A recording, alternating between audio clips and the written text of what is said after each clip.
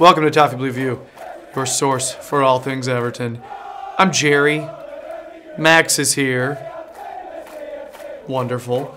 Yeah, we're back after a little lull, doing a delayed Derby reaction instead of an instant one like the day after because well, and it's my fault this time. I had work. I was actually off writing about football, which doesn't happen often, but it was wonderful. Yeah. So yeah. At least you're writing about football. Yeah, I just don't get to do it much. So yeah, this was my fault. You're getting your videos late this week. Bring on the hate. Let's move on. Let's move to the Derby delayed reaction. Max, your initial thoughts, please. Obviously, now we've had time to process it. If you would have asked me before the game, would I have took a point? Probably. But the team performance, it was in the intensity. Certainly seemed to step up a gear than what it was against Manchester City. You know, we did seem to care almost. I think we did show Liverpool far too much respect though. Coming into this game, knowing that they had a big Champions League tie, fielded a few players that wouldn't have usually got in the starting 11. Do not understand why the aggressive Merseyside Derby attitude didn't kind of manifest itself from our lads, really. I don't know why we didn't get stuck in and rough them up a little bit. It just kind of reminded me of that double sliding tackle from Michael Keane, which was probably my favourite moment of the entire game. Which, because there were spells that, look good for Everton and boded well for the future in terms of, what we're going to shape and what we're going to look like going forward. But if we'd have just realised that they were there for the taking, yeah, with less than 15-20 minutes to go, it could have been a completely different outcome. That the last 15-20 minutes, we really did take it to them. I think when Dominic Calvert-Lewin came on, yeah, he completely changed the game. He had a fantastic game. He's agonisingly close with that chance at the end where I think he took the wrong decision. Really, he really could have put it into the middle rather than have a go himself. Yeah, but yeah, to be honest, obviously it would have been nice to get the win, but as we've said many a time, the season pretty much seems dead now, doesn't it? So just one of those. Another derby without a win, isn't it? Yeah, I do think I was disappointed. It felt like a loss.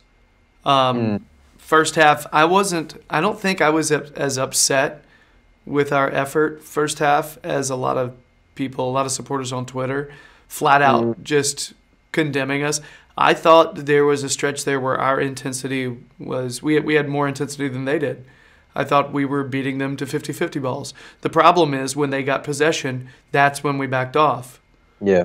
And we kind of chilled, and that's where I was getting annoyed watching.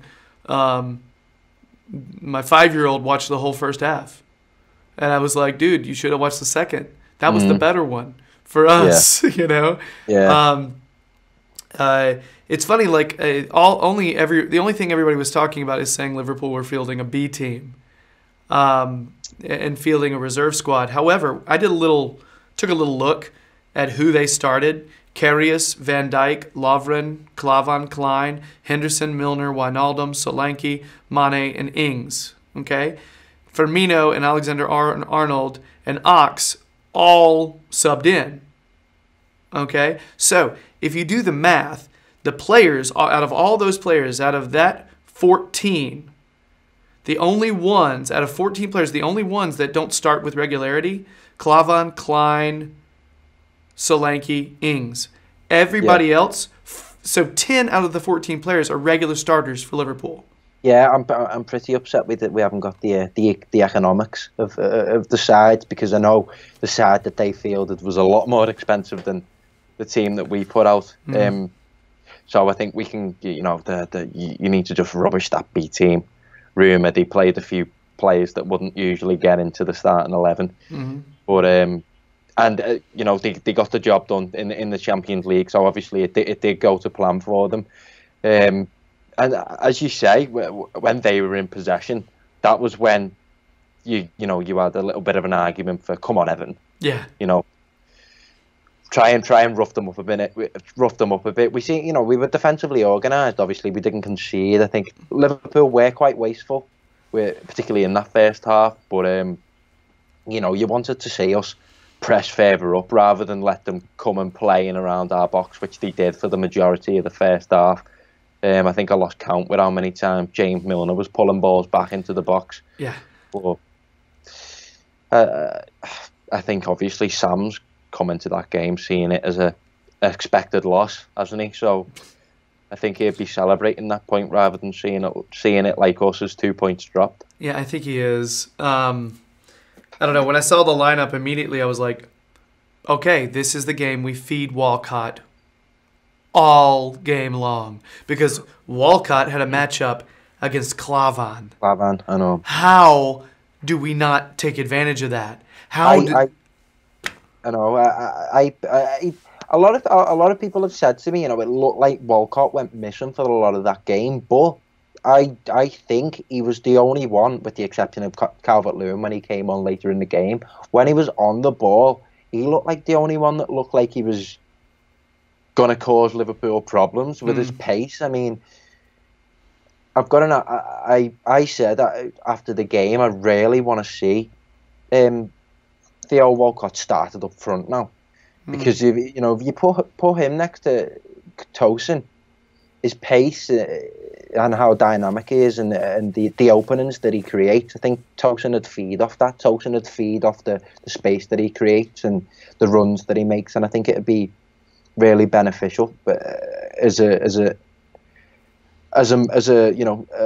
tactical change almost to push Walcott further up the pitch, I would have wanted to see the two up front of Walcott and Tosin. However, with the performance of Calvert-Lewin, I really would like to see the three of them kind of let loose a little bit almost and play as a tighter three rather than two wide wingers and the one up front. Yeah, letting loose hasn't really been Sam's game plan this season. Whenever he's been in, he didn't really let us do that until the last 10-15 minutes, maybe a little generous, but and frankly, we were battering them. We had the opportunities. We were the ones on the front foot. And a lot of people were thinking, why did it take Everton's players this long to get going? And I'm thinking, well, I think it was clearly Sam's plan. Sit back, chill, make sure they don't score, and then all of a sudden, let's go! Yeah. And that's what seemed like the way to do it. I guess I'm going to agree about Walcott in terms of him looking like he was on the front foot and causing something to happen, but I'll agree with your friends who said he went missing because I don't think we got him the ball enough. And that was the biggest problem, is that we weren't feeding him enough. Not that he played poorly, but he's got to have opportunities, Yeah. I mean, if opinions on Yannick Bolasie, please, Gerry. Okay. Yeah, first half, that shot looked good. That was a great shot. It was a great save as well. It was. He had no business making that save. I think that save is going to be Karius's highlight reel for the season. That one save. That's his whole highlight reel right there. You know what I mean? But other than that, and I like Bolasie, I thought one of the big things that changed is when he went out of the game and we brought in DCL, like you mentioned. Yeah. He seemed like a passenger for the entire game. I mean, I remember when we first brought him in, everyone was really excited to see him play against Liverpool because playing against Liverpool in the past for Palace, he's produced some real good high-intensity performance. I think he's only produced one goal. I think he might have grabbed a few assists, but his performances against Liverpool tend to be, usually quite good. Obviously, he missed what would have been his first Merseyside Derby through injury after he got injured against Manchester United. Yeah. And obviously that put him up for a long time. But you know, I really expected a big performance from Yannick Bolasie, and it just didn't materialise at all. Especially since he played, his performance improved last game. I think you see a lot of times people saying, okay, well, he surprised me. And then they say he's shit. Oh, he looks like he's coming around. Oh, now he's shit again. You know what I mean? Yeah. And you see him bashed often. Yeah. But I don't know. I just think we're not going to get a whole lot of consistency out of him right now. Maybe ever. It could be he's just one of those guys that you can't start every week.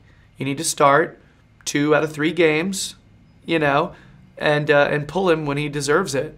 I think the worst performance I've seen all season, one of the worst performances I've seen all season from any of our players was, I think was it Bolasie against Spurs?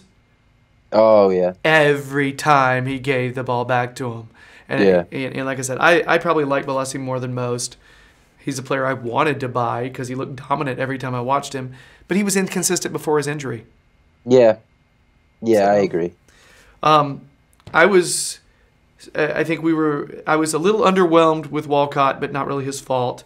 I was underwhelmed, a little disappointed in Rooney's play. Not his best. We're going to comment on his little backlash directed at Sam Allardyce. He cares. Yeah. He cares. Yeah. He cares about the derby. He wasn't playing that great. I get why he was pulled. Yeah. I was rooting for that sub as well. Who was it? It was Gay, wasn't it, that came on in his place? I'm sure it was. Yes. Idrissa Gay. Because that really looked like. What did I tell you about Gay? I had the feeling that he wouldn't start, despite Sam Allardyce coming out and saying, he's fully fit, he's ready to go. Yeah. I had the feeling he wouldn't start, and it proved to be so. But really do feel like if he was in the mood and could have started that game, then the result might have been different, because that in-your-face high press, the style of play that Gay has, really would have suited coming up against this Liverpool side who don't like it when you take it to them. Yeah. But just going back to Rooney, I really just echo your point. Really, he cares. He knows what the Merseyside Derby means. He knows what playing for Everton means, and to be honest, who hasn't said that towards Sam Allardyce? If you're an Evertonian this season, let's be honest, it's passion. I think a lot of players get criticised for not showing enough passion. So for an outlet like an outlash like this, it's just down to passion. Yeah, and Rooney's a weird situation, because we got to start thinking moving forward how much he's going to play against, like in a Premier League season, moving forward. People are claiming he has trouble playing against the top six. Top six, yeah. He has some issues playing against them, but he excels playing against, the other teams. Do you keep a player who you can only situationally play him, and you have to play him beside at least one speedy player? Because if you play him in a central midfield 2 or 3 with someone else who is as slow or slower, Schneiderlin, Yep, Davies, I was waiting for that. If you try to do that, he gets exposed. You almost have to have someone like Beningame or Gay to play in that 3, that midfield 3, to make sure he's not exposed. Otherwise, he looks bad. Yeah. So yeah, I think he was not set up for success in this one, but at the same time, it's a bummer to have to cater to a player. You know what I mean? To kind of go out of your way to cover up their weakness. Yeah. Which is his speed. The point that I think got dragged up after that game was I remember walking out of I was sitting in the main stand. It's been a while since I sat in the main. Coming out of the main stand, I heard someone say, "He's the same age as David Silva." It does make you think. Obviously, David Silva's got a completely different team around him, and is arguably a completely different player. But in terms of physically and fitness-wise, do they look like they're on the same level? Doesn't seem it. No. Yeah. Really quick, little tangent. There's a fantastic photo out there of, I guess it's after we had just missed out on a goal. We were this close. Tosin is on the ground, I think. He's upset. Gay's in there somewhere. And you see it's Liverpool's goal. And then in the crowd, in the stands just behind, if you look closely, there's a picture of David looking very disappointed. Oh, is there? Yeah. If you look around, it's this amazing photo. And David is going like... Yeah, and it's a heartbreaking photo because all of our players look upset and our fans do. Oh, I know if that's the photo that I think you're talking about. I'm sure I've seen it where literally everyone in a blue shirt and every fan literally got their hands on their head. Like that is totally the one. And David's in the middle of it. It's I need to have a little go of Where's Wally and try and find them in the middle of it. I got psyched and I showed my whole family and I was like Bennett, do you remember that guy? He's on your show. Yes. It was great. I hesitate, celebrating that too much because, we didn't win, but still, and it's David looking disappointed. But it's just kind of cool. Just saying. Yeah. Keane surprised in a good way. Yeah. Played a sound game. Both centre-halves. Mm-hmm. DCL, as we mentioned earlier, came in, was a spark. And you know who was not the worst player on the pitch that everybody expected to be? Schneiderlin. He had a good game. He was not the worst. A lot of people slated him, saying he still jogged around not caring. I sort of disagree. I didn't see. He may have done that, and I didn't see it. But he looked. He worked. Yeah. He worked up. He was dispossessing them. He was sprinting back. He was putting his nose where he wasn't supposed to. That's what he's supposed to do. That's what you want to see. Yes. And it was a good performance. When he puts the effort in, and I said that, I have kind of gone off giving him lifelines now, but I was in his corner for a very long time, and I always kind of said, when this Everton team are at the best, I really do feel like Morgan Schneiderlin's in the side. But and it just seems to be, when the chips are down and when we're under the cosh, he just seems to go hiding and he seems to go missing. But not this game, no. It's weird. It's like he needs a big ball of positivity around him. He needs everybody lifting up. Everybody happy, everybody moving forward. Because if they're not, and if there's any sign of the teams playing poorly, there's bad vibes, it affects him immediately. He just stops giving a shit.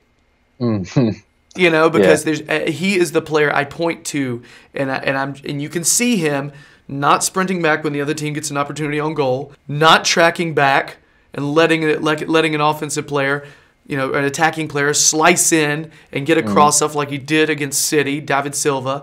And it's just, I can point to moments where I'm like, he's not arsed. He doesn't care, But it's strange when you see him just flip it on. Because I thought he was gone, mentally gone. Yeah. And I don't know why he's back. I'm glad because, he played well last season. Yeah. Just hope it continues. Let's hope we find some consistency in this. Maybe here's the cynical thing. Maybe he's heard the rumor that a new manager is watching these last few games to see who they want to keep. But knowing Schneiderlin, I would think right now he wants to peace out unless he's heard who that manager is, and maybe he's excited about that manager. Possibly. Yes. Possibly. So he's heard the rumor about Bruce Arena, clearly. You and your American coach. Me and my American managers. Yes. And no one hopefully thinks I'm serious. Hey. So yeah, I'm surprised and baffled by the whole thing, but I'm glad. I guess a lot of people were still bashing him. You've really got to look hard to bash him for that game, though. I just didn't see it, Anyway, what a weird, enigmatic player. Yeah. Just when you got him figured out, he does that shit. Weird. Okay, so anything else on the Derby? Yeah. You know what I'm like. You know I always want to win, no matter who we're up against. But I hate saying this as well, but it's always next season. And I hate saying this as well, but it could have actually gone worse. Yeah, We've seen true. this season, we've seen previous derbies that could have gone a lot worse. I hate being like, it's so defeatist. You know what I mean? Yeah. It's not a very Yeah. positive, optimistic. Yeah, it's a horrible mentality to have, but given how low this season's gone, you know, you've got to kind of look for the silver lining. Yeah, and you know, I don't like them, but you know what? They're a strong squad this season. Yeah, they They are. just are. They're very good. You know, so that's just I suppose we're supposed to be shitting all over them, but you know, like they suck all the time. I don't care. But you know what? They didn't score. We shut them out. Yep. Despite them dominating possession first half. So anyway, so yeah, I guess it's a little bit of a positive, but a little bit of a negative at the same time to end our segment on. So I guess that's it for our delayed Derby reaction. The dust has settled, but I'm not sure if we see it any clearer. If you like what we do on this channel, please subscribe. We are continuing to chip away and get closer to 700. We still have a goal of 1,000, but I don't know if we're going to make it by the end of the season. We're running out of games. But we'd appreciate it if you'd subscribe, tell your peoples about us. Leave a like, leave a comment, and also check out Max's analysis on the Toffee Blues website. Speaking of Schneiderlin, he totally recently did a piece on him. Yeah. So maybe Morgan read it, and that's what motivated him. Let's say that. I guess that's it. I guess we're going to move on. We got more to do. So, bye.